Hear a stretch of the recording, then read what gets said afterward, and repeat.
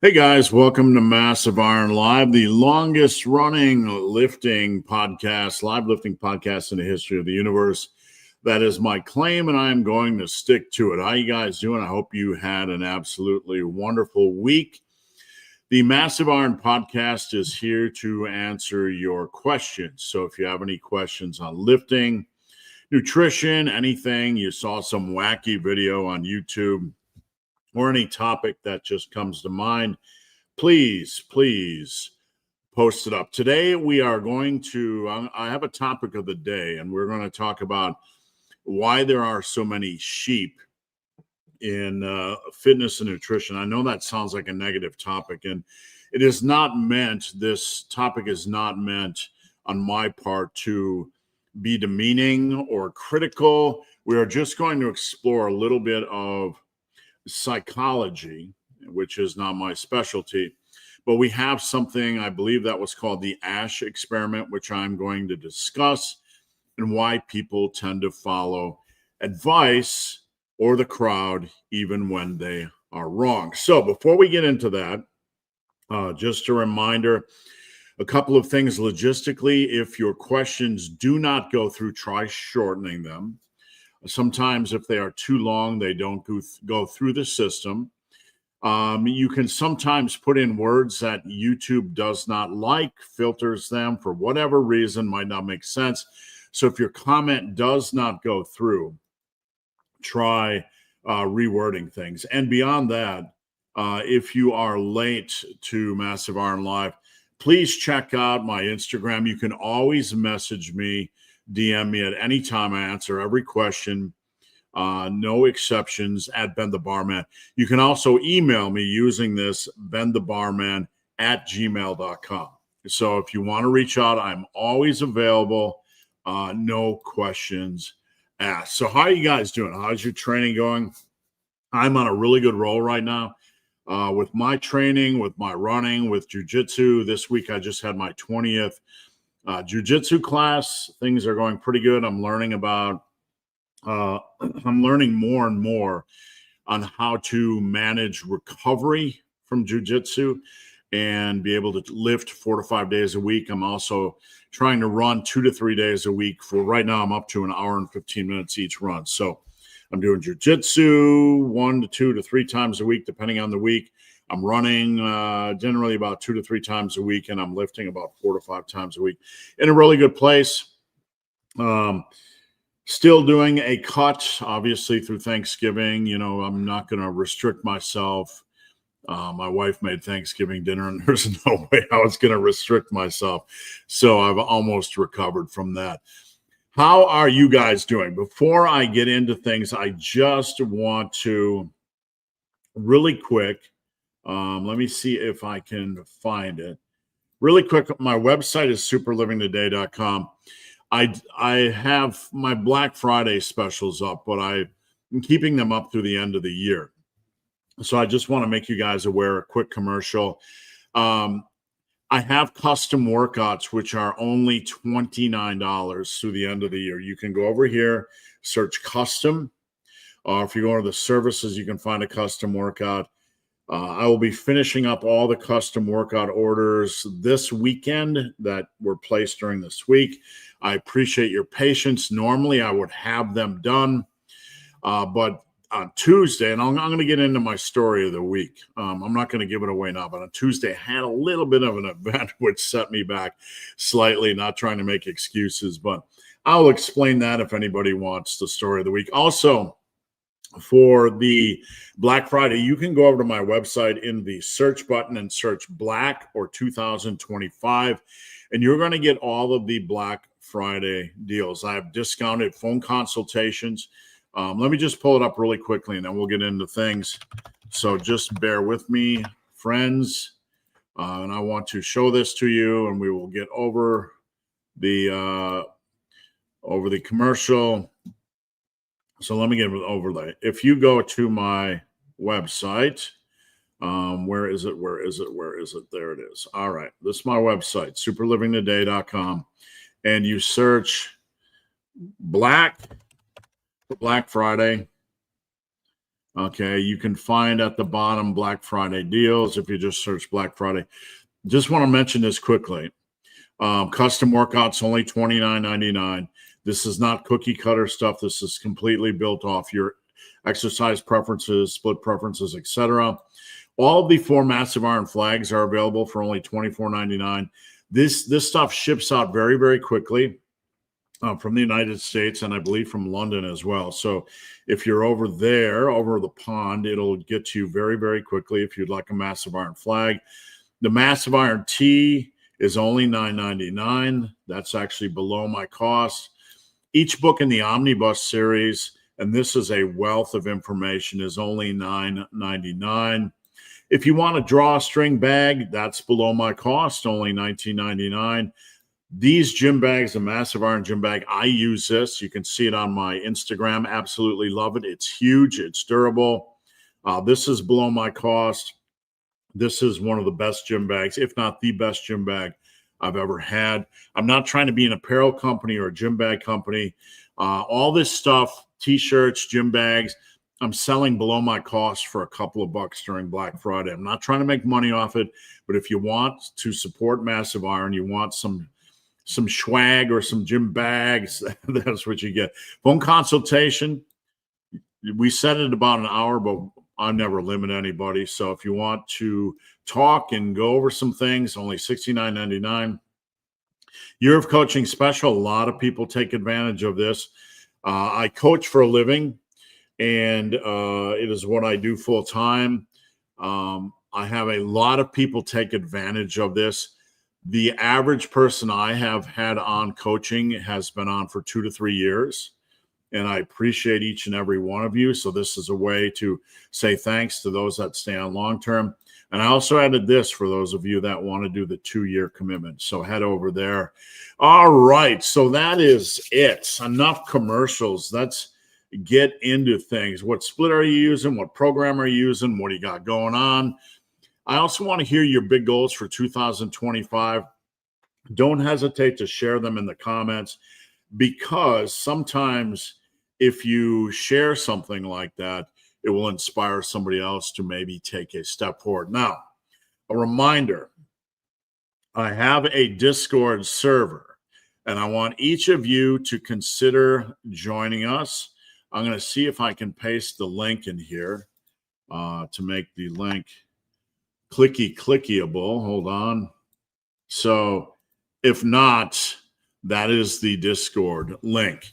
So screenshot it, whatever. If you're on YouTube, you can click the link and join. It's free. You can post form videos. You can ask questions. You can be part of the community. We also have some monthly challenges, the 12 days of Christmas, that sort of thing. So please check it out. All right, let's get into things. People. Rico, good to see you, Rico. Thanks for tuning in. What is the plan? What are the plans? So our app, my workout tracker, is ready to roll. Keep your ears to the ground. It's going to be released very, very quickly. We have everything pretty much set up. So I've been using it for a long, long time. We got some really fun things. You want a sneaky, peeky. I love it. I think it's the best workout tracker that is in the industry, and we've spent a lot of time working on it. That was the goal, not just to make another thing. So it's not available yet, but this is it. Loading. And let's see, enter. So one of the things you'll see is that we have some fun little things going on. We have things like classes, depending on how you train. You can track dailies, all kinds of interesting things. So it is ready to roll, and I appreciate everybody that has been behind the scenes helping us work on that. It is coming. Keep your ears open.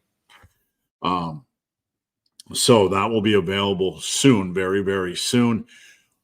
The other plans, I got a couple workouts that I'm working on One in specific I'm very excited about because it's going to be probably my best workout system since the Power Muscle system, the Power Muscle Burn, Block, Blast, Bench, Bulldozer. It will involve density training, which is not strict rest pause, and it'll involve savage training. So you're going to have more of a density cluster type of structure and more of a savage structure, more of a non-linear periodization where you alternate between two styles. Really, really fun, really, really engaging. I'm super excited. I'm going to be starting it very, very soon, probably in the New Year's. And I'm going to be putting together a group, probably on, Discord for anybody that wants to ask questions about it. It's going to be free, as I'm not going to charge anything for it. Good morning, Big Ernie. Good to see you, my friend. Always getting it hard. Good morning. Glad to see you. Every time I see your name, Kyle, I want to say cycle. Kyle Bone Jimmy. Morning, boss. Do you have a favorite movement? I've been doing, obviously I've been training for a long, long time. And in any season of training, there are movements that I really, really enjoy. Currently, my favorite movements are the leverage squat. I have a leverage squat station over here. Absolutely love it. I wish I had a leverage squat back in 1986 when I started. Great for the back. It's not a lot of spinal loading. Really good quad stimulation. My favorite leg exercise of all time, the leverage squat, hands down. I also have a triceps press down station where you can just absolutely overload the weight and get a lot of good quality triceps volume in. I love, love, love that. I would say the third lift I'm doing right now are partial laterals. And I think John Meadows has a very, very good video on this. Partial laterals, kind of a go-between bulldozer laterals and strict laterals where you kind of just go halfway up, and I'm doing 20 rep sets. So I'll start with 20s and do 20 rep sets, and then 25s and do 20 rep sets, and then 30s and 35s, and sometimes up to 40s. A lot of fun. And what I do after the partials, either I'm going to do a superset with partials or conventional laterals, or I will do conventional laterals afterwards. So those are the three lifts. I would say more than anything, I'm really obsessed with right now. I still love, everything I'm doing, but those are the three lifts that I think I'm probably most obsessed with right now. Big Joe B, good to see you, my friend. Would it be reasonable when time is limited to change accessory work? Absolutely. To save time. So when he says accessory work, I just want to frame this for folks that might not understand the context. You have your main compounds, okay? So we don't want anything other than the main compounds to seem less important. It all works together with good synergy. But with the main compounds, those are your big hitters. And then everything else you could call, depending on your goals, accessory work, assistance work, isolation work, extra work, whatever you want, however you want to frame it.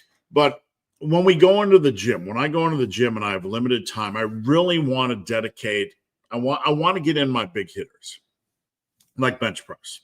Could be dips, could be barbell rows, could be squats, could be leg presses, your big hitters, whatever you feel are your big hitters. Now, when you are pressed for time, I want to get in my big hitters first, and then whatever else I have, I want to get in the extra work. So the first thing, if you don't have a lot of time, is consider moving your big hitters down one set. So if you're doing 3 sets of squats, you can move them down to 2. If you're doing 3 sets of bench, you can move them down to 2, etc., etc. That's your option number 1. Option number 2 is when you get to the extra work. Let's say it's skull crushers. Let's say it's dumbbell curls. Let's say it's pecky decky.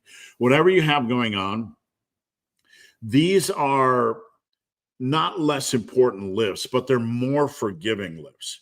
meaning you don't have to do them every week, and you can basically come back to the weight that you were using previously without having to reduce anything. So you can reduce them, but you can reduce them down to 1 or 2 sets. You just want to make sure you feel properly warmed up, maybe do a feeler set and then attack. So absolutely. Always remember that lifting is a long-term process. The people that stumble, fall away, that, the war of attrition, the people that don't make forward progress are the people that when things get difficult, they get frustrated or jump programs or just stop going to the gym. This is a long journey. And it's not that you can't make good progress on days like this, but it is what we call bridge work, a bridge from a perfect day to another perfect day, or a perfect week or a perfect month to another perfect month. You want to keep that train rolling. Absolutely. The biggest mistake you can make is not pushing when you can push. You want to do as much as you can every single day, even if that's a minimal amount of work. That's very, very important. I don't want you guys to ever forget that. Richard, I can't tell you enough how much I appreciate your ongoing support. Richard always comments on the videos. Any of you that comment on the videos, provide support, watch the videos, thank you, because I'm not just here to, YouTube is not my revenue generator. YouTube is a teaching tool for me, and I use it as a teaching tool. I'm not trying to be a big channel like Greg Doucette or Mr. Mike or any of those guys. I don't have that desire. That's not important to me. What's important is teaching. I have a full-time business. I have a very successful business. I was the online coach of the year in 2023. I did not determine that, and I beat out basically every online coach that uses the world's largest coaching app, Trainerize. They said I had 90,000 messages to my clients in 2023. I repeated that in 2024 and made the top 5 with them. Obviously, things just keep rolling along. Training, coaching is what I do for a living. It's what I love to do. I have a successful small business. It is teaching lifting. It is teaching form. It is helping each of you guys. That is what I do. And that's my only priority. But liking the videos and commenting and watching them, gives the channel love, obviously. We all know how it works. I don't need to explain it to you, but it'll help reach other people that might be out there in the ocean, in the sea, trying to find their way. So I appreciate every one of you that takes time to watch the videos, to comment, etc. All right. So let's, before I get into this week's story, I want to talk about the topic of the day, because I don't want to lose track of that, because that is what this is about. So thank you for your patience. I'm going to get into the story of the day after this, so hold steady. And would you listen, I will get to the Savage Protocol just shortly. So the topic of the day is, why are there so many sheep in lifting? Sheep, followers, just people that parrot information, even when it's bad information or misguided, or they might not understand it. They get very, very excited about this information. Like, we'll get the fad of the day, and people will just follow along with the fad of the day. This is not meant to be a negative take. What I want to do is basically talk a little bit of psychology so we can understand what we are up against when we go on social media, because you will see a lot of people that will parrot something even if it is incorrect.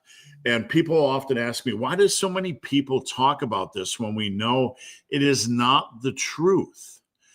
This is a big part of it. Again, I'm not a psychologist.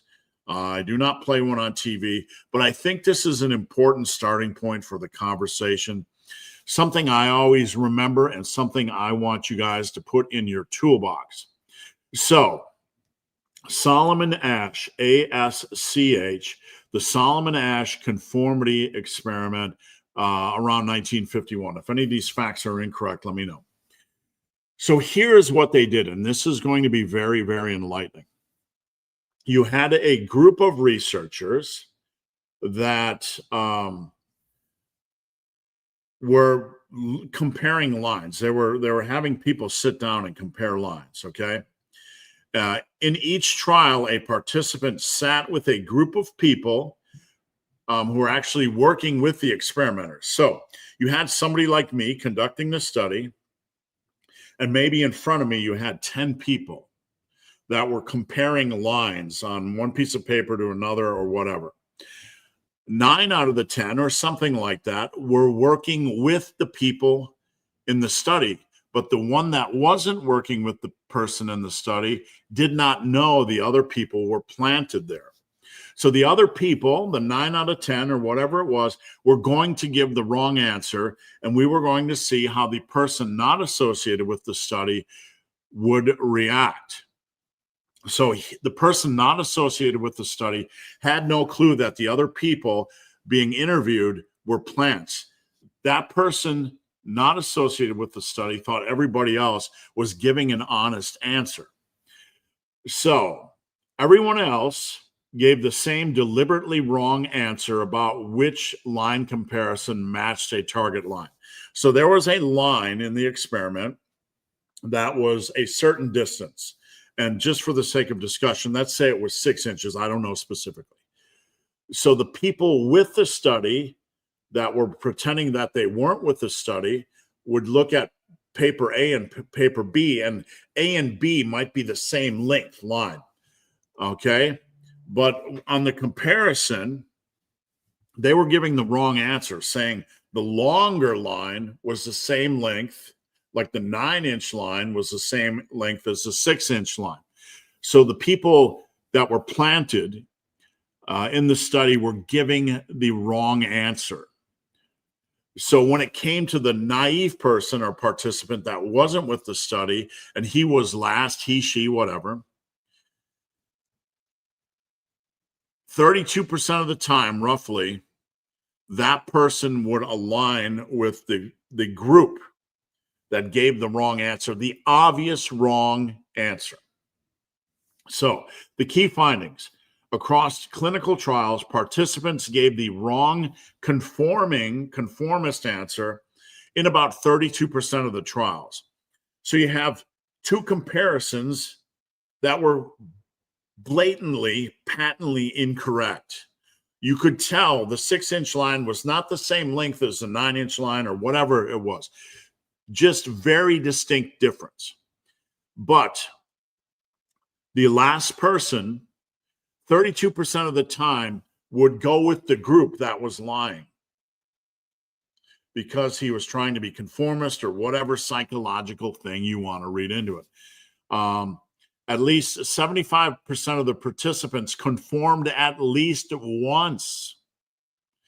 So about 32% of the trials, participants gave the wrong conforming answer, I think, on everything. And about 70%, and overall, about 75% of the participants conformed at least once, or went against what they knew was in front of them, vision-wise, to be correct, to conform with the group.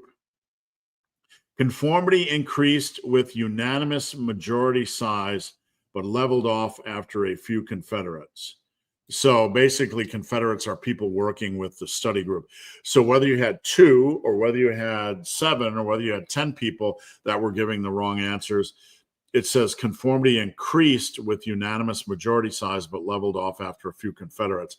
So after there were several people giving the wrong answer, basically the person not associated with the study would it leveled off the likelihood of them giving an incorrect answer. So why it happened? Asch interpreted the effect mainly as normative social influence. People conform to fit in and avoid social rejection. Blah-de, blah-de, blah. So the question is, why are there so many sheep in lifting? Well, it's a very complex topic, but there is truly a sheep or herd mentality. If you have, this is why we need to be very careful with where we spend our time. We have to be aware that we don't spend our time in a circle and then start to conform because it's kind of in our psychological nature. We have to be self aware, we have to be self correcting. This is why it's very, very important where you spend your time. We're always doing kind of it should be a good idea to always kind of do some self reflection, have a degree of self awareness, some, redirection of your shot group or analysis of your shop group. But if you get somebody in the fitness industry that is giving very, very wacky, obscure, borderline advice, and there are some very interesting people out there. Dr. Joel Seedman, just as one example, you will notice that the folks that are following him, there's a high percentage that will elevate even the craziest idea or concept and just jump on that group bandwagon because they're kind of, avoiding the social pressure. They're just kind of immersed in that world, and it's some kind of obscure, almost borderline crazy conformity reaction. So yeah, there are going to be a lot of sheep in lifting. There are going to be a lot of sheep in nutrition. There are going to be a lot of sheep in everything in life. We have to, as individuals, be very aware of our own tendency to follow an idea without thinking about the idea. And one of the things I will always try to encourage you guys to do on this channel is to think through things. I don't teach fear mongering. The reason why fear mongering in lifting and nutrition is so dangerous is because of this concept. Because anybody can put out an idea, no matter how wacky, and you can get 33% of their followers or 32% of their followers or higher to just spread this idea like wildfire. And all of a sudden, it could be some fear-mongering idea that teaches this ultra-narrow path, like 4 to 8 reps, or you must train every set to failure, or you must do only your lifts multiple times a week. That's the only thing effective. You'll get all these concepts, which aren't inherently crazy, but they're not the big picture. You'll get these people that will fear-monger, teaching you this is the only way. And then the issue with this is you will get the conforming group that follow this individual to not only continually parrot the concepts, but they will be more passionate about them. They'll generally almost be, in my opinion, a hyper response, a hyper reaction, more passion than normal. This is why you will see fads come and go and come and go and come and go, and you will scratch your head why so many people jump on these bandwagons with such an intense amount of passion. Always remember the Asch experiment.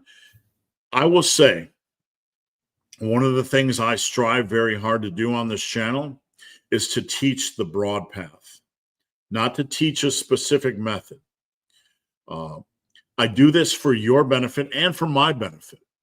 I want to continue. I'm continually analyzing things, combing through things, coming through information. I'm trying always to, evolve the rough edges, file off the rough edges in my teaching. I've been teaching for a very long time. Very early on, when I had my forum back in the day, I was very, very insecure because I had a strong passion for what I'm teaching now. Because one of the things I was able to do, one of the things I've been able to do is work with a lot of people and interview a lot of people and talk with a lot of people, not just average people, professional, natural, and non-natural bodybuilders, body transformation stories, fitness and YouTube personalities. I've had the opportunity to work with a ton of these people. It's been a huge eye opener. So I was able to develop an understanding of the bigger picture, what I call the 10 massive iron pillars of success, the common pillars of success that drive results no matter what. So I was very insecure early on because I understood personally there was this bigger picture that it didn't matter if you train 3 days a week or 4 days a week or 5 days a week or full body or body part split or upper lower, whatever, because I saw everybody was being successful and it wasn't tethered to a specific exercise selection, a specific split, a specific frequency, but there are more common pillars involved. And I'm not going to get into them right now. And if you want to find this information, I have a free PDF. You can just hit me up, the Massive Iron Pillars of Success. But very early on, I was very insecure. And the more I learned about the industry, the more I felt very confident in my beliefs. But I didn't want to waste anybody's time and teach wrong beliefs. So I always took this seriously. With anything I say, I want you to always ask yourself, are you following along just because he said it, or does this make sense? So I always want you to ask yourself if it makes sense. I am never purposely going to teach anything that isn't the broad path. I don't care what rep range you use, as long as it's reasonable and makes sense for that exercise. I don't care what selection of exercises you use, as long as they are reasonable and treat your body good and are sustainable. I don't care what frequency or split you use, because it's more about weekly volume over the long run, right, than about micromanaging a split, et cetera, et cetera. All right, so let's get into this week's story.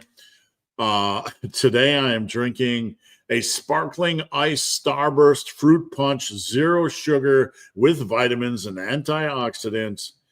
And why am I drinking this?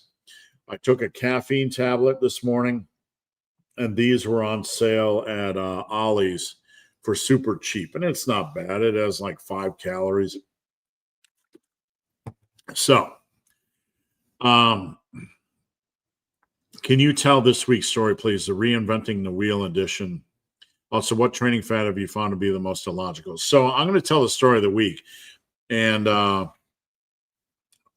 it's not going to have to do with the Reinventing the Wheel edition, but I will get into the second part of this. So the story of the week is I was headed to jiu-jitsu on Tuesday. Didn't want to go. I had a run in the freezing cold on Monday. I just felt off. My sinuses were messed up. I didn't want to go to jiu-jitsu, but I took a hot bath. I like to get cleaned up before I go to jiu-jitsu. I like to practice perfect hygiene, smell as good as I can for anybody that's rolling around with me. So I got in my car, and I'm crossing the street, and I had somebody turn right in front of me and hit my car.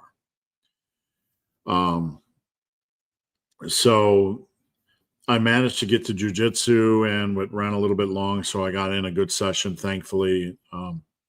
But it has thrown so much chaos into my week, so I apologize for any delay in doing the custom workouts. I was up late doing client workouts and running programs for my clients last night, getting caught up. But it has been a lot of chaos. I've had to deal with insurance companies. I had an inspector come to my house yesterday to look at my car. I don't have a car to drive around in. So that's the story of the week, and I'm going to show you the video of it for you guys that are curious. A couple people gave me the dash cam, and we're going to pause it right here. So this is downtown. You can see it's a red light. I'm going to be coming from, on your screen, the right-hand direction. So I'm going straight. I always set my cruise control. I'm not a speeder. I just set my cruise control and blast the music. So I'm coming from the right, 2 miles under the speed limit. You can see there's a truck that turns right. I was following it down the road, and it was going pretty slowly. We're actually going uphill on the street, so it's hard to tell. So I was actually going under the speed limit. A car will come from the left, It's a young girl, maybe, I don't know, 22, 24, whatever. She doesn't even, she's not parked. You can see she's not parked at on the left waiting to turn. She just drives up and turns right in front of me. Didn't even see me. So you can see there's nobody parked on the left in the turn lane, and it's green. So you can see her start to appear on the left.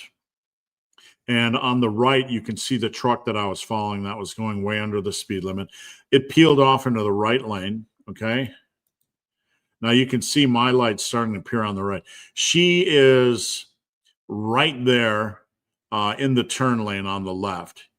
And when you are driving straight, you expect somebody to slow down and not turn. But you can see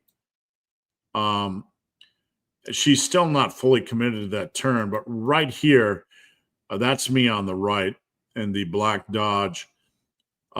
This is when I started to brake really hard. I mean, it doesn't look like it, but you're braking as hard as you can, right? So she just turned right in front of me. Boom.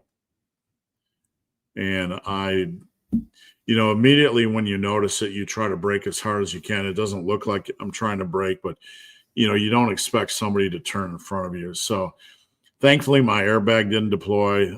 Thankfully, my car was actually a tank. I'm amazed at, it took some damage, but it held up pretty well. So just a nod to Dodge. But I've had so much chaos during my week because of that. And hopefully it doesn't continue.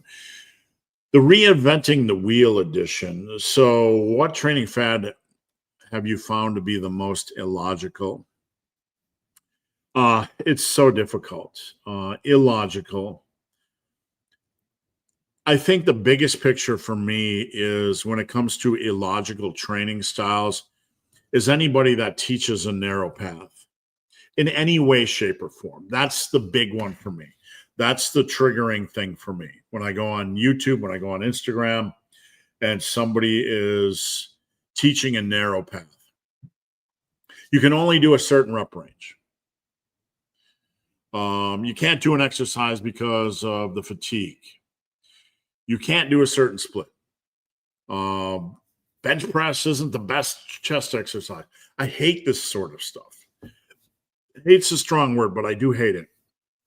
Because the bigger picture is when it comes to building your chest or your back or your shoulders, you need a quality selection of exercises. There are no perfect exercises. There is not a single exercise that is the best for building chest. There is not one single exercise that is the best for building delts or back or quads or hamstrings or traps. There is not a single exercise that by itself is best. There's not a single rep range that is best. This totally negates the value of personal experience and the art of training, and we won't go down that rabbit trail. Best is a quality selection of exercises. You will have these people say bench press is not optimal for chest development. Nothing is perfect for chest development. But if we have a quality selection of exercises with a good quality progression opportunity, we are going to build a big chest. If you start removing variables, like saying a barbell press is not optimal for bench, okay, now we're left with dumbbell bench and dips and pecky decky and whatever. We start pulling pieces off the board, which is dangerous. Sorry, I just lagged for a second. It is dangerous. It's irresponsible. We should not be doing it. It doesn't mean you need to do barbell bench. You could do incline bench. You could do decline bench. You don't have to even do barbell bench. But when we have content like this that removes things from the equation, we put ourselves in such a dangerous position. It's arbitrary. It's illogical. It's bad. It's some of the worst teachings you can find in lifting. Big Jeff. Good morning. Good to see you. Big Justin Jones. Good morning. Good to see you guys. How do you recommend incorporating conditioning throughout the week, specifically the PT pyramid style, push-ups, pull-ups, squats, or ab wheel?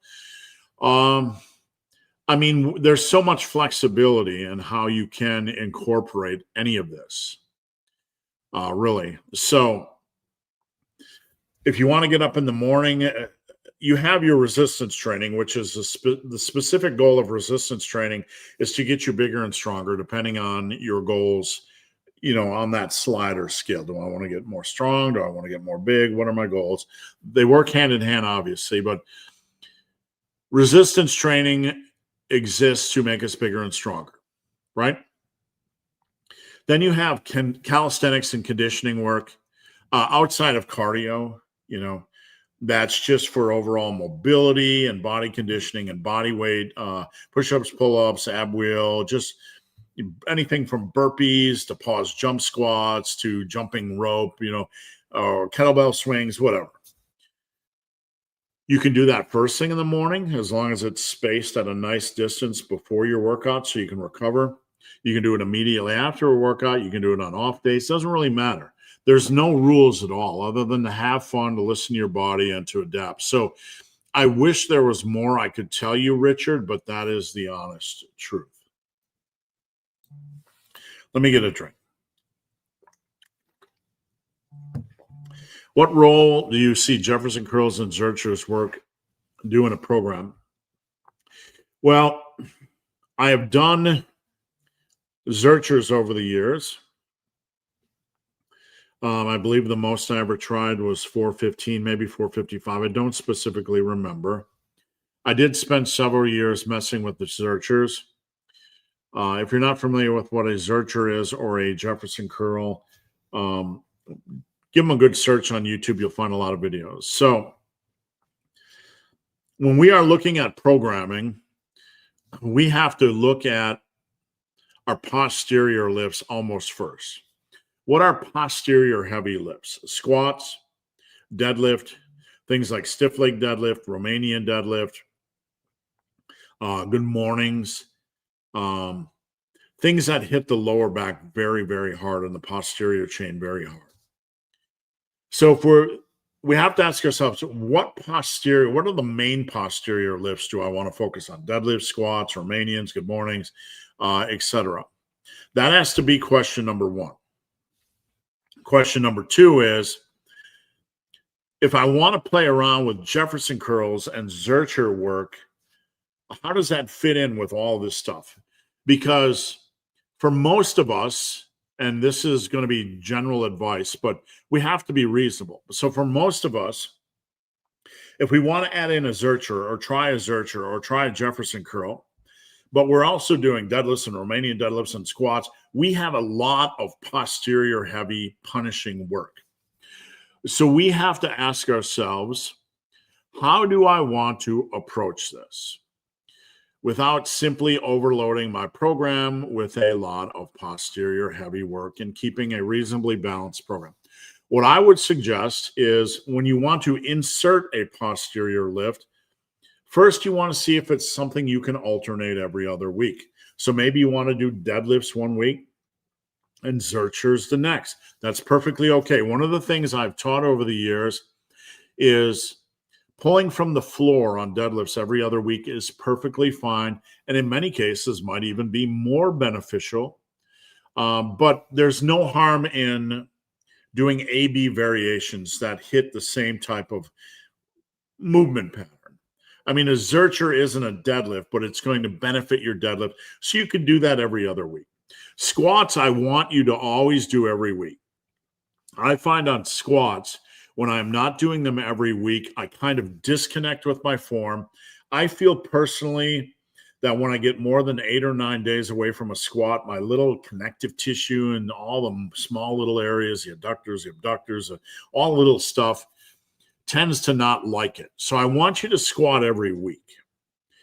But when we are inserting one of these other lifts, we have to figure out, maybe I want to do RDLs one week and Zerchers the next. Maybe I want to do Jefferson curls one week and deadlifts the next. You have, all kinds of variations in that family, like the Reeves deadlift, the halting deadlift, the stiff leg deadlift, all kinds of things. So we have to analyze things from that standpoint. We just can't plug in a bunch of posterior lifts and hope, that we're going to treat our posterior chain and our lower back okay. Also, we need to understand these are unicorn lifts. That's not a negative. But a unicorn lift isn't easy to fit into a tiny little body part box. So with a deadlift, it's going to hit your traps, it's going to hit your upper back, it's going to hit your lats, it's going to hit your glutes to a degree, your hamstrings to a degree, your hips to a degree, your everything to a degree. It's going to have a big impact on your upper back and your traps, obviously, but a deadlift is a unicorn lift. A Zercher is going to be a unicorn lift as well.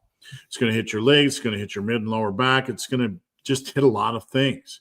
It's not a body part, it's not a lift you can easily put into a body part box. So when we are dealing with unicorn lifts, we have to probably make sure we're not overworking them, not to panic if they don't fit into a body part box. They can still be beneficial from a muscle building standpoint. But outside of the unicorn lifts, you still need a quality selection for each muscle group. You want to make sure you can't just put in Zerchers and Jefferson curls and say, I have enough, back work. Even though they will hit your upper back to a minor degree, just from holding things in a static position, you still need a normal work for the rest of your muscle groups, no matter what unicorn lift you put in. I hope this helps some. Big PD, Big Paladin. It's dry down here today. All righty. I almost choked on my drink. Iron Man, Captain America, and Thor versus Superman, Batman, and Godzilla. Godzilla is, can take some punishment, right? Godzilla can take some punishment, but also experiences pain. Batman does the Batman thing. Thor versus Superman is the interesting one for me. Captain America and Batman is kind of a good, battle. And then you have Iron Man versus Godzilla. You have a pretty interesting three-way tag team. So I see the matchups as Thor versus Superman, Batman versus Captain America, and Godzilla versus Iron Man. And I think those are all reasonably interesting and semi-balanced battles. And wow, who would win? I don't know. I would want to watch it though. It would be an interesting battle. So let me know what you think. Big Zachary, good to see you, my friend. Looking for the best. Okay, we want to focus on the word best, because best in the lifting world can often be based on personal experience or preferences. So I just want to state that. Approach for running a Monday through Thursday bodybuilding program. Going to be finishing up a powerlifting program. So you have 4 straight days. Upper posterior will probably be the most challenging, because upper days have bicep work the day before back work. So we probably don't want to do something like that. Torso limbs, you would run in the same thing. So, we would be a little bit challenged from the torso limbs or upper posterior. You could possibly do what I would call an upper, if you want to do frequency, upper, chest, shoulders, back, or chest, shoulders, arms, upper, chest, shoulders, arms. In the massive iron world, that's upper. Posterior, back and legs. Okay. But what we would have to do is probably move biceps off of the uppers, so make it more of a push. Chest, shoulders, arms, or chest, shoulders, triceps on Monday.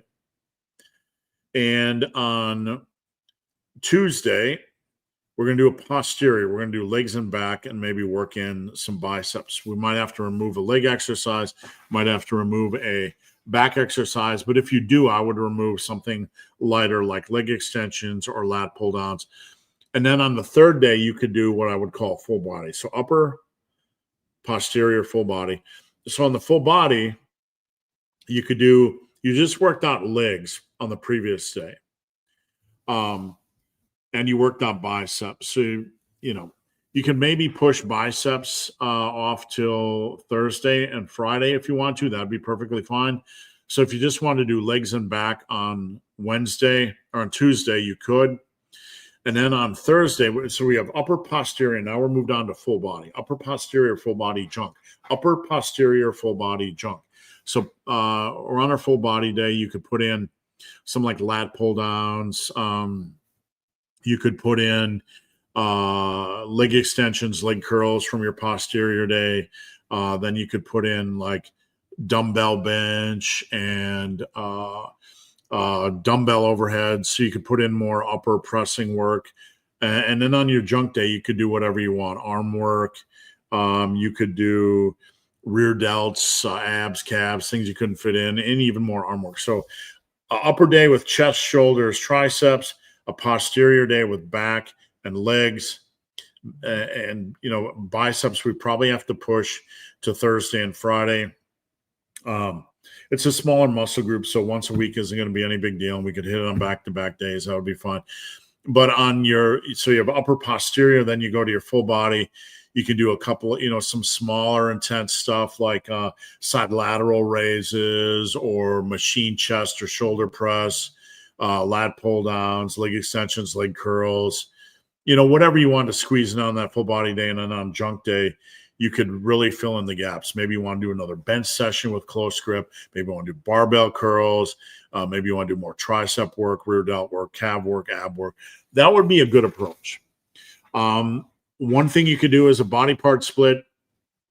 So with a body part split, you could do chest and triceps, and then you could do back and traps, and then you could do delts and biceps, and then you could do legs.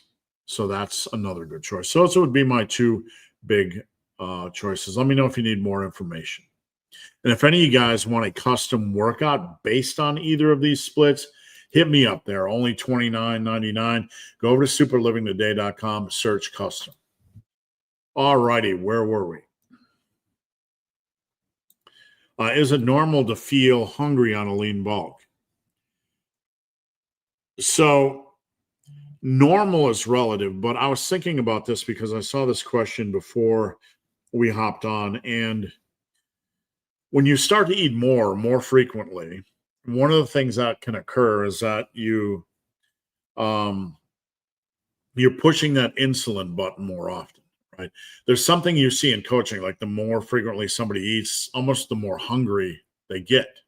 I see this with a lot of more of my obese type of clients, that it's almost like they're hungry, and they're eating all day long. It's like, they're on that insulin roller coaster. And when you can get them to slow down a little bit and not eat as frequently, it's very likely you will see a decrease in hunger because you're getting off that insulin roller coaster, or it's not quite as intense. Now, this is a generalization, and I'm not trying to make rules, but we're just trying to intelligently discuss things. When you increase calories or meals or meal frequency on a bulk, to a degree, you're increasing your intensity on the insulin roller coaster. So it can definitely speed up the hunger feelings. I think you are going through this. I think Michael from Germany, my client, is going through this. Can be very, very normal. And I'm not trying to dumb down the discussion, but it certainly can be very normal. All right, guys. We are about 55 minutes in. A lot of great questions this morning. I'm going to stay on as long as you guys have questions. We got a lot coming up, so do not go anywhere. Before we get into the next questions, please go over here, search Black Friday 2025. Click the coaching tab, sign up for coaching. Get yourself some $9.99 t-shirts, some gym bags, some stuff. Represent Massive Iron. I would appreciate it. All righty. Guy, C7. There are so many sheep in lifting because there are so many sheep in everything. Most people want not to be laughed at, ridiculed, mocked, and cast out. That's very much in line with the Asch experiment. How people in a group will go along with the crowd, even if the crowd knows it's lying. So that's a very interesting dynamic. Lee, good to see you, Lee. If you're a hip glute dominant squatter, is there any harm in doing regular back squats as a glute builder? Don't overthink this, okay? It's a very complex movement, and if you are getting, if you are a quad dominant or a glute dominant or a hip dominant, whatever, just do your squats. Don't overthink it. Just have a good selection of exercise. Don't overthink this stuff. That's my best advice. They're still going to hit your quads, right? I am a quad dominant squatter, so when I squat, my hamstrings get nailed and they are sore because my quads are so strong. Don't overthink this stuff. Just get a good selection of exercises that treat the body good for every body part. David, training tonight. Good to hear it. David, have a good workout. I'm about to get back into jiu-jitsu with an old friend. Great hobby. And I'm glad you are combining that with lifting. Now, there's, any physical activity, you're going to have wear and tear and stress, but lifting is your best defense, in my opinion, against a lot of injuries. It's not going to prevent every injury, but it's your best first line of defense. Hot take. Battle ropes were made because someone couldn't get over his fantasy of being a cowboy moving a wagon on the plains. No, Lee. I don't know about that one, but we'll roll with it, buddy. I don't even know. I don't even know where battle ropes came about, to be honest with you. My guy, Saints. I believe it's the popularity of lifting rising a good thing. Indeed, it is much more popular. And many are seeking guidance and follow someone that they feel will guide them. That's a part of it. I mean, there are a lot of decent people that are just seeking advice, and they aren't just trying to follow the crowd. They might not have a lot of time for content. So that's an aspect of it as well. We do have to be self-monitoring anytime we get like black and white statements, right? So if somebody is sharing a black and white statement, like you can never do this, you can never squat, you can never bench, you should never do a 3-day split, you never do a 5-day split, never, never, never, never, never. Black and white statements, those are the sorts of things we have to be very, very careful with. Shelly, good to see you, Shelly. I hope you're having a wonderful day. Ben dabbling with rest pause again. I like it, but my legs only start to feel normal after Monday. Rest pause is very, very intense. And when you add it to a quad or hamstring regimen, you're going to have some crazy soreness. So just a reminder, you guys can come over, join my Discord server. You can click this link on YouTube. Would love to have you. Please consider joining us. It's free, etc., etc. All righty. Where were we? Big Tom Hill. Whenever an activity that demands the maximum commitment of participants becomes fashionable, inevitably most of the fashion followers lack commitment and willingness to endure pain and fatigue. That's very, very true. So what Tom is saying is that initially, look back in the day with like Brazilian Jiu-Jitsu, there was very few people doing it. Bodybuilding, there was very, very few people doing it. The people that are doing it were very, very passionate. They picked it up because they loved to do it. That's the way it was in the 80s. Most of the people in the gym were serious. You didn't have as many people going into the gym in 1986, 1988. They were still there. There were just a lot of general fitness people, but the percentage of people that are, I want to say this politely, doing less than optimal work for the results they want is much, much higher nowadays. So Tom says, inevitably, most of the fashion followers lack commitment and willingness. They start to see the end results. Like for a while, it was like, hey, there is a CrossFit body. That's what kind of developed in the heads of folks. So I want to do CrossFit, right? And then you have to do the commitment and pain and fatigue and injury management. So you're absolutely right. White Ramen. Can you give us some tips to alleviate lower back stiffness and soreness? So the first thing we need to look at, and we're just going down the food chain, is are you doing squats and deadlifts in the Romanians?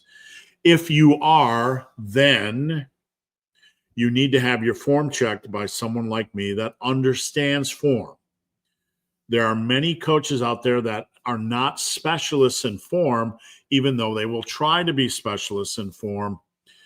And I'm not being critical of them, but you need somebody that has a ton of experience with these lifts and knows how to see nuance. I see hundreds of squat and deadlift videos a week.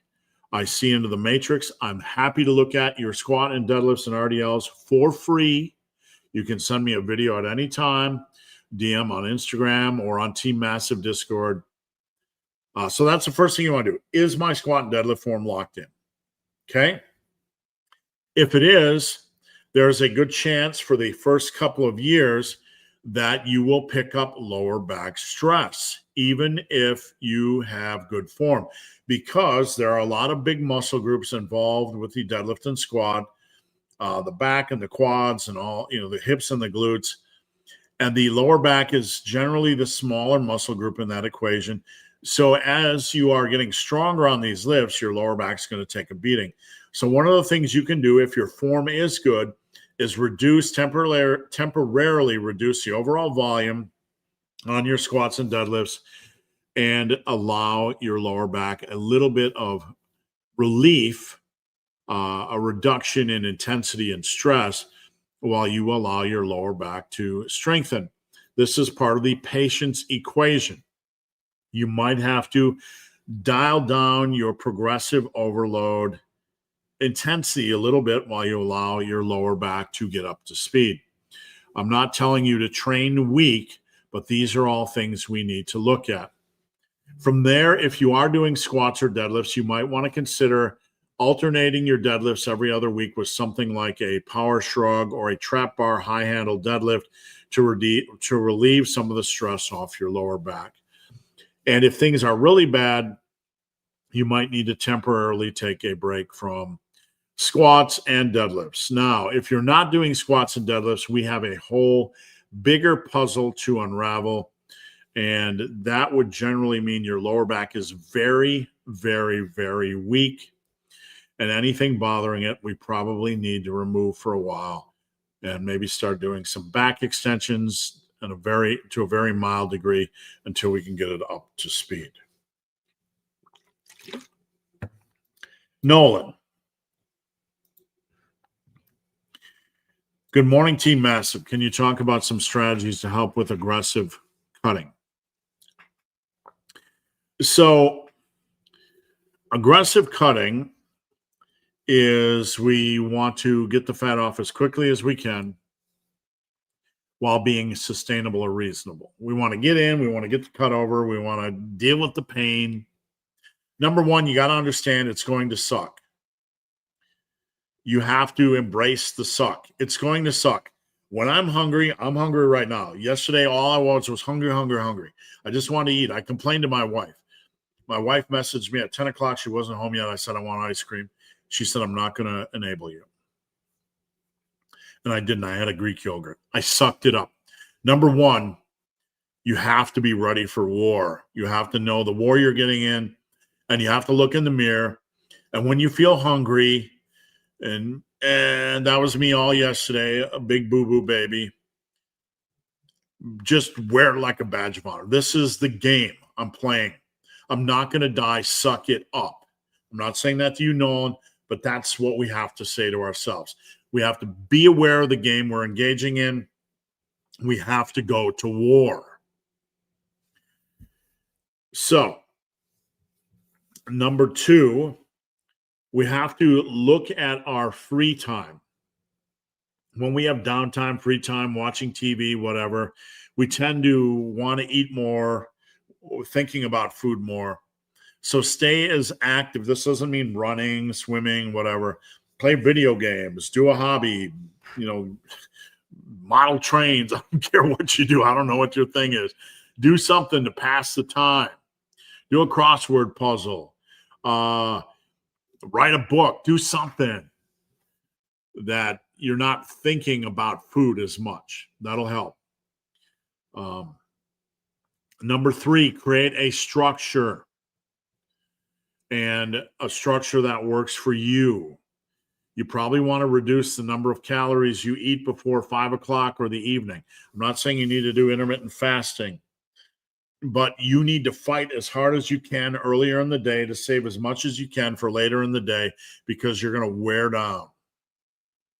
It's better to fight when you are straight out of bed, have more energy, have more will to fight than the later in the day when you start to get tired. Food volume, food volume, food volume, food volume. This is the biggest tool in your toolbox. And you need to learn how to make food volume not suck. So I can just give you my examples, but you need to figure it out for yourself. Up in my refrigerator, I have 2-pound things of cherry tomatoes. A lot of food volume for not a lot of calories. Tomatoes are gold that way. Plain Greek yogurt, lots of protein, only 80 calories for that little tub. I have pickled pearl onions, cocktail onions, taste great. I have pickled red onion slices, taste great, a lot of flavor. I have jalapenos, a lot of flavor. You can get pepperoncinis, a lot of flavor. Roasted red pepper slices, a lot of flavor. You can take all these things. We don't need to eat broccoli and cauliflower. You can take these roasted red peppers, these pickled pearl onions, these pickled red onions, these jalapenos, these pepperoncinis. You can mix it in with Greek yogurt. You can mix it in with tomatoes. All of a sudden, you have like 4 pounds of food, and you don't have any calories. And now you can start adding in like chicken or fish or any other form of food volume, lean meats, any lean meat, pork loin, chicken breast, lean turkey. You can even add egg whites and egg. You can add egg whites in with plain Greek yogurt and all this fruit and vegetable, all this vegetable stuff. You'll have so much food volume you can't literally eat it. If any of you are struggling to grasp this concept, and you want me to put together a food volume meal for you, I will put together a food volume challenge you cannot finish that is probably no more than 1,200 calories. Okay? It's going to taste good. It's going to taste great. But that's your biggest strategy. And even after eating all this food volume and you can't finish it and you're sitting there like, oh, you're going to wake up the next day hungry. Because it is food volume. So you have to make that commitment. And you have to plan. Like snacks, you can have 2 regular Greek yogurts with a ton of 3 frozen berries from Kroger, 300-400 calories, lots of food volume. That could be your pre-bed snack. I've mentioned this before, but even chunky soup, it's a joke, but it's 500, 600 calories. You can add in a Greek yogurt, a bunch of cherry tomatoes, a bunch of pickled onions, a bunch of all this stuff. And it's more food than you can handle. You can literally just crush yourself with 1,500 calories of food if you do it right. You need to become a master of this, and you need to take what I just said, plug it into AI, look for choices, do whatever you can, ask me. But that's a big, big part of the strategy. Now, finally, we need to understand there are going to be bad days. We're not perfect. So if you're doing an aggressive cut, you need to understand that when you have a rough day, you need to set a ceiling. Yesterday was a rough day for me, a rare rough day. I went up to 2,320 calories, which is my generally I want to stay within 2,000 to 2,100. But I kept pushing and pushing and pushing and hanging on by a thread, and I didn't go over my ceiling. My ceiling would probably be 2,400. You need to set a ceiling, and you need to fight not to go over that ceiling. Okay? All right. What should the seat angle be for behind the neck press? So when you are doing a seated overhead press or a standing military press, which are basically the same family of lifts, your wrists have to stay over your elbows, or else you're going to take on a lot of shoulder stress and you won't be able to press effectively. You have to lean back on a seated overhead press or a standing overhead press so your wrists stay above your elbows and so you don't jack the bar into this big head of yours, right? Not you, Nolan, but all of us in general. So on a front press, seated or standing, you need to have your shoulders behind your hips a little bit. On a BTN press, because the bar is behind you, the seat can be 85, 90 degrees. You might need to lean back a little bit, but it can be pretty close to upright. So a slight backward lean, that's fine. Just use your best judgment. If you get too far back, then you're kind of pushing the bar up and around your head on the back end. Does that make sense? Can you give me some warm-up tips to alleviate lower back stiffness and soreness? I train. You have to be, I'm not a warming up stretching guy. If you have stiffness or soreness, you might just want to do some general movement to loosen up the lower back. Obviously, you have to do your warm-up sets. I am not an expert on this, and I'm not going to pretend to be.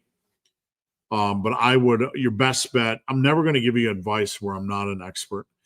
You're going to get a world of information on YouTube. Look for pre-workout stretches for lower back stiffness. That's my best advice.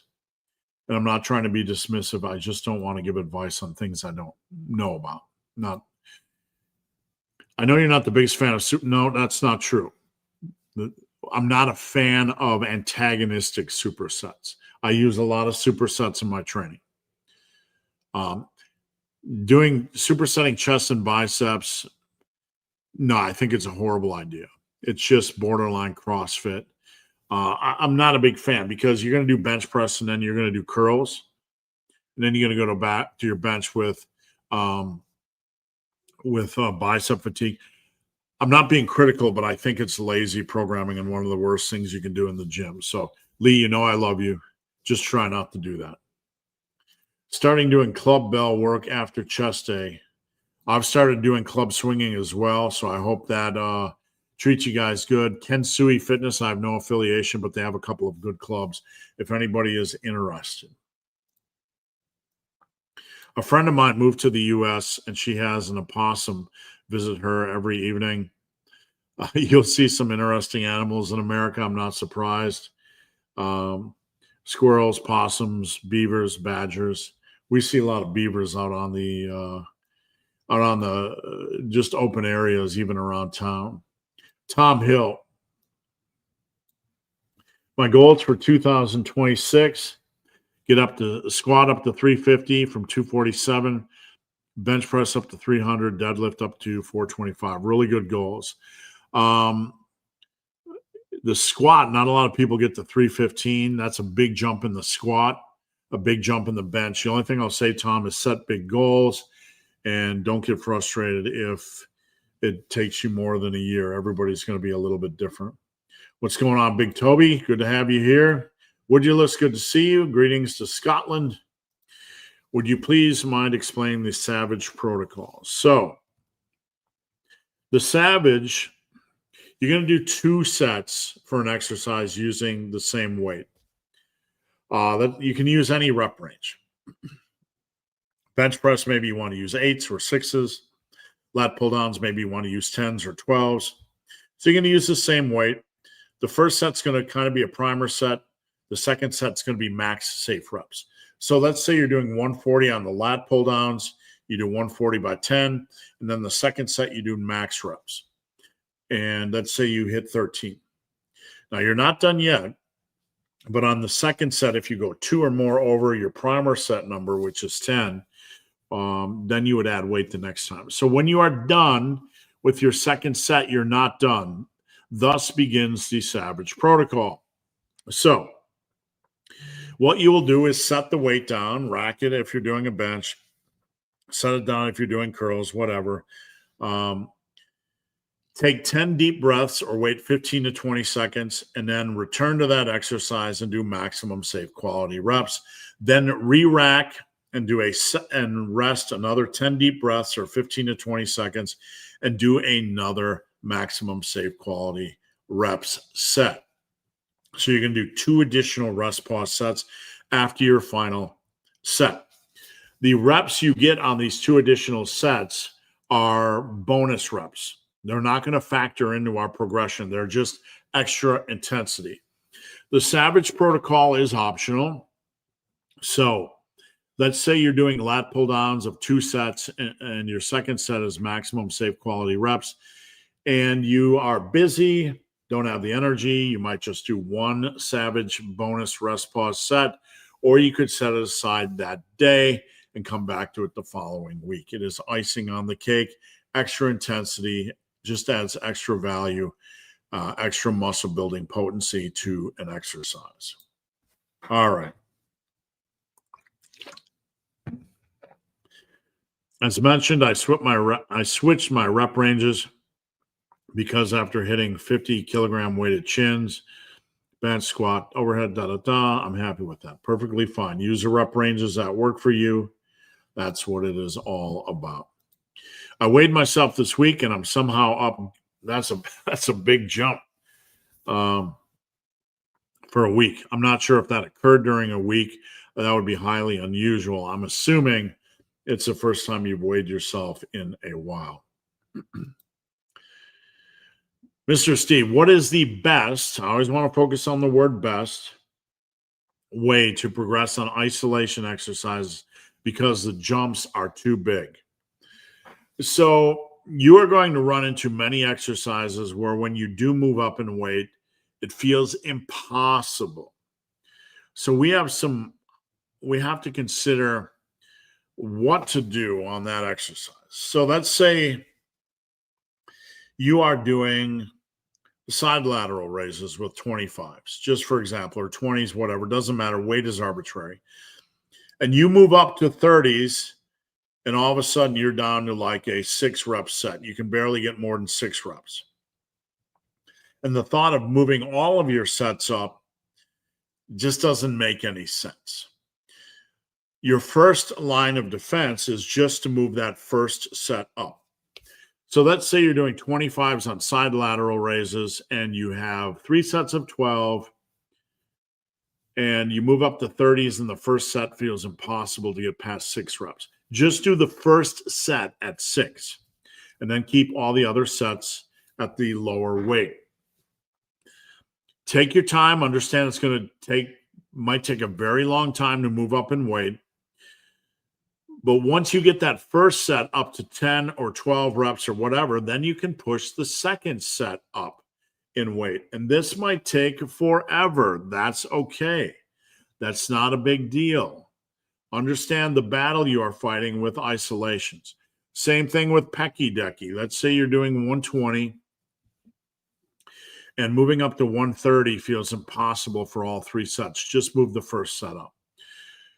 One thing you could do is bulldozer training, bulldozer rest pause training. So you're doing 5 or 4 mini sets using rest pause style. And if you're not familiar with bulldozer training, head over to the main page of this YouTube. In the search button, search for progression or bulldozer rest pause. You will find more information. If you can't find it, hit me up. So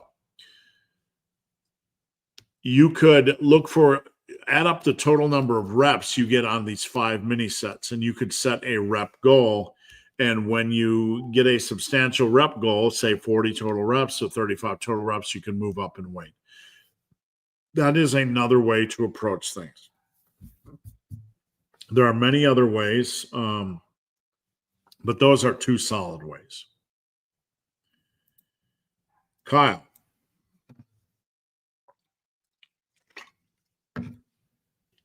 I've been using Savage Protocol so much, I'm going to change my name to Savage.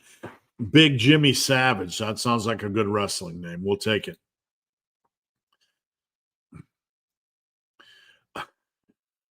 I'm not going to read this one, but you guys can read it for yourself. Thanks, Tom. Are you saying the Emperor has no clothes? The Emperor might be a little bit on the nudie side. Correct. Mr. Big Hairy Ugly Dude. Hope you have a great week. Thank you.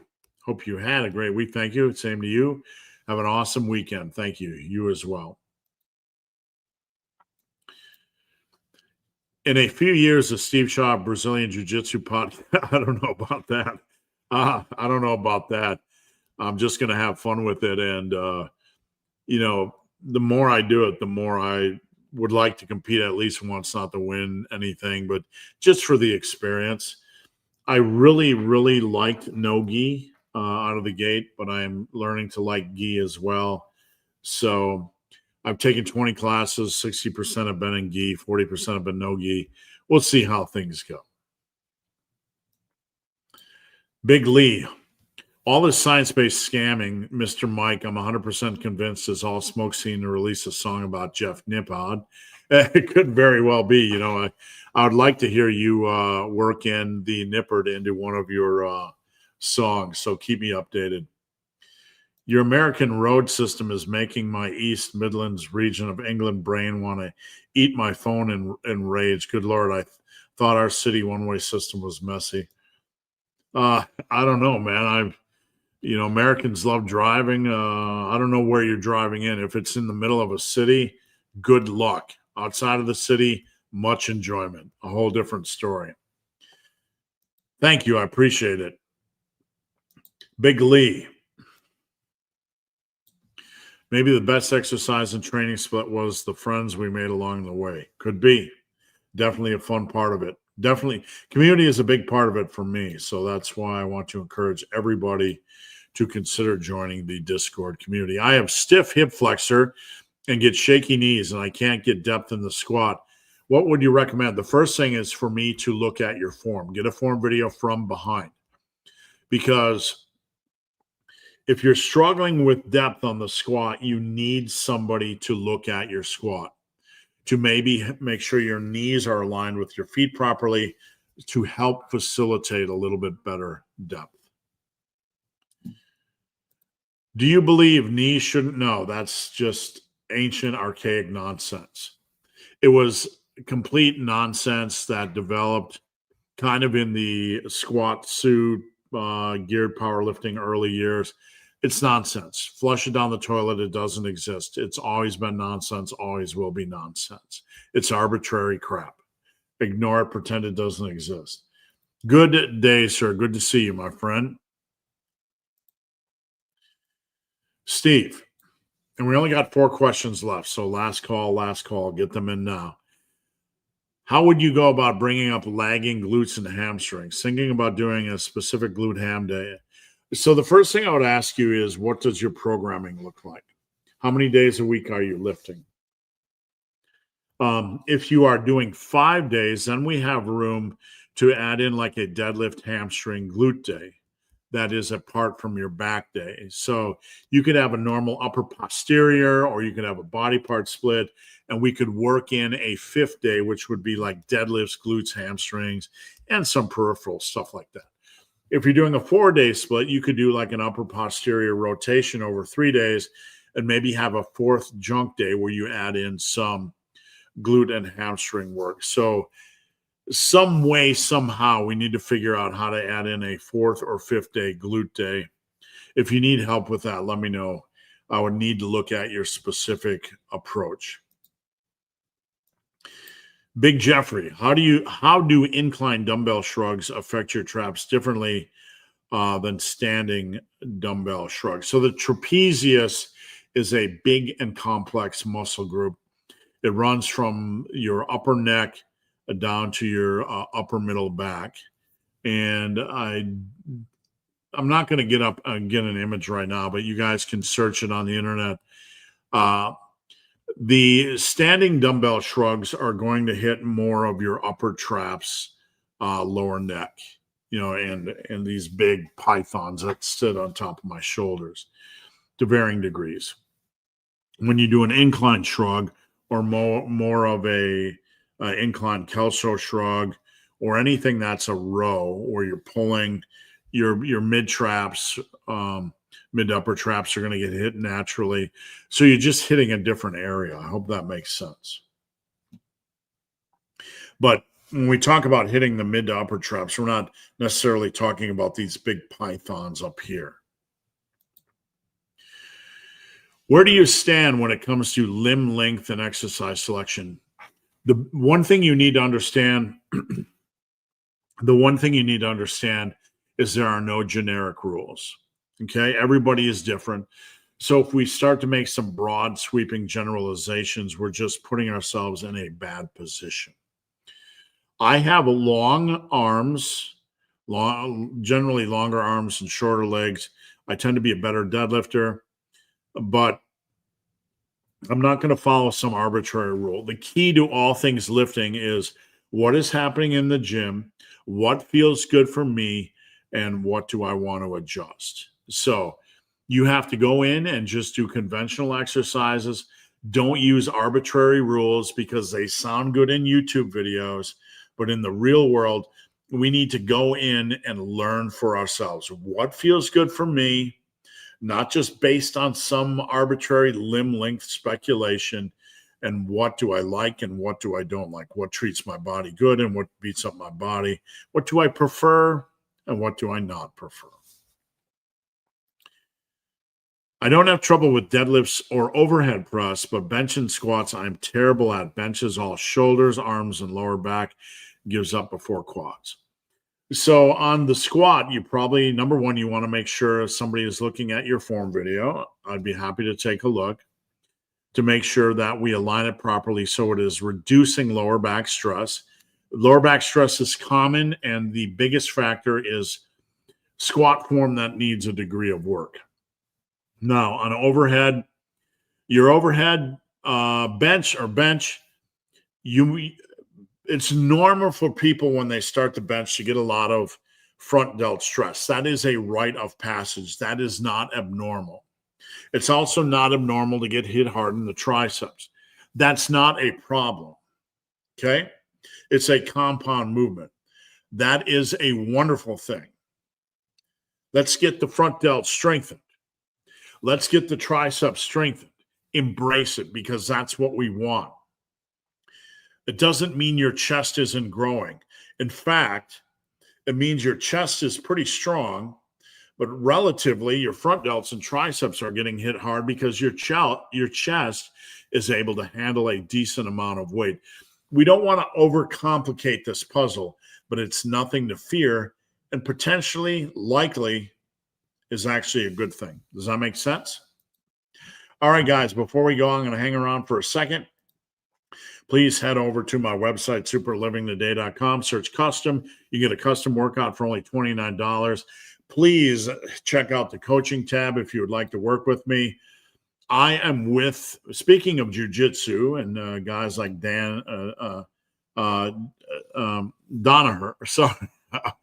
Danaher, who makes his guys or encourages his guys to train every day. I'm not going to encourage you to train every day, but as a coach, I'm with you 5 days a week. This isn't a joke to me. This isn't some spreadsheet experiment. I am a coach. And with my coaching, I will be with you 5 days a week. I give you a break on the weekend out of respect. But if you want coaching, please head over to my website, superlivingtoday.com. You don't have to sign up. You can inquire, get more information. I want people that want to work with me. I want people that want to get after it. 2026 is coming. Check it out. If you've never had a coach, we're not just, I'm going to do your programming. We work together every day to evolve programming and work on form to answer questions. I'm in the pit with you, and we are going to get this done. Check out coaching. And if you would like some Christmas gift ideas, check out the apparel. Flags $9.99 or for $24.99. Bags are on sale. T-shirts are on sale. Check out the initial part of this video. All right, guys, that is it. Please come back next Friday. The end of the year is fast approaching us, and we need to get our act together for 2026. Thank you guys so much for watching. Keep up the great work, and I'm out of here. It's